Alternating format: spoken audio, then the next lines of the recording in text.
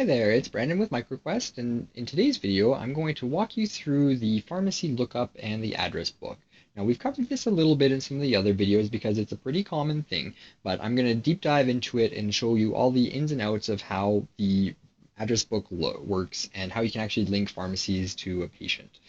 So to start, I've already created a medication here just so we can get into it. And you can see, as usual, we have our destination pharmacy and you can search for a pharmacy. Now there's a couple options here. So you can actually start typing in the pharmacy right here. So if we type farm, for example, it'll kind of search it. Now, if it finds an exact match, hey, you're good to go. If it doesn't, it's going to tell you right here and you can see there's the little notification 5 pharmacies found. So if we click on that, it'll bring up our search, which is the same, of course, as clicking on the search for pharmacy button.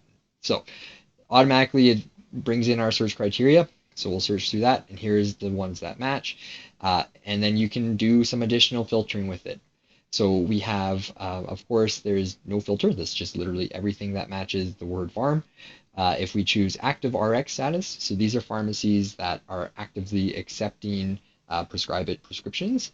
And then we can also filter down active communication status. Now, these are ones that are also doing the communications part of it, which was covered in one of the other videos. So just a couple options there to move through it. Now, in terms of searching, you do have some options as to how to do that. So let's say we want to search by address. Let's just pick Maine, because it looks like there's a few there for Maine.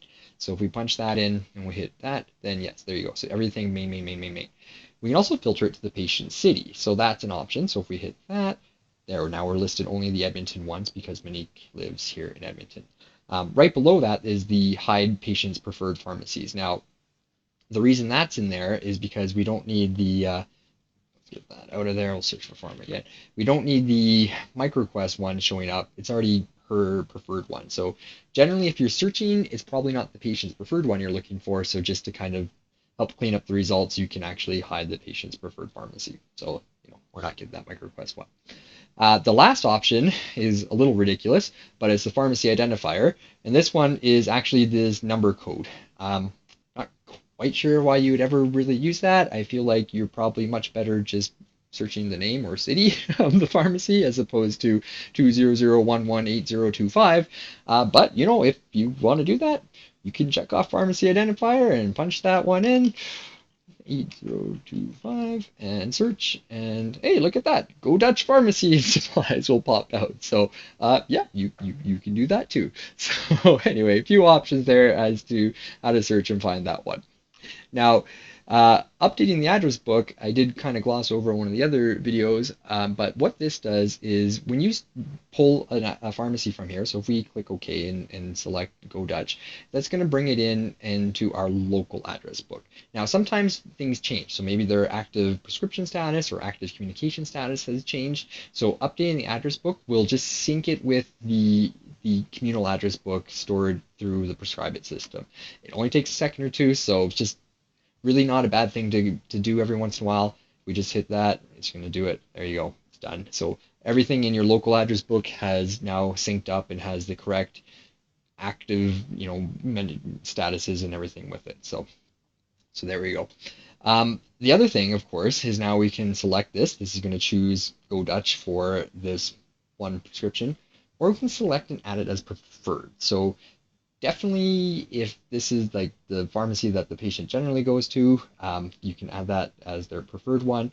Then it'll automatically pop up for any future medications that you want to do. So very helpful, especially if it's kind of the first time that you're using PrescribeIT with this patient. You can add that as their preferred one. And yeah, so what it'll do is just confirms that you want to set that as their default one. We'll hit yes. And then that's going to be linked in with them. So that's a good question. How does that all work? Well, if we go into Monique's client card, what we have is on this relations tab here, we can see the PrescribeIT pharmacy. So here is our Go Dutch one, and it got added in here. And this is now the default preferred one. And it does still have the MicroQuest pharmacy. And if we wanted to swap that back and forth, we could set that as the default. Now, Monique is living in Edmonton, so she probably doesn't want to see a pharmacy in Calgary. So let's actually just delete that one here. So we'll delete that out, and we got our MicroQuest one. Now we can set that properly as the default. You can still set it as the default if she has the other one, and those will pop out in this destination pharmacy when you look up the patient. But yeah, different options there. And of course, you can add additional ones in here, and it's the same interface. So you get the same lookup. Let's choose our Test Alberta one just for fun. We'll hit add here. Actually, we do not want to set it as the preferred, but yeah, so it gives you a couple options there, and then you have those options when you go and create the prescriptions for the patient. So that's probably way more than anybody ever wanted to know about the address book, but that pretty much covers all of it. So hopefully that was helpful, and as always, if there's any questions, leave those in the comments and we will happily address those. So with that, thank you very much and have a good one.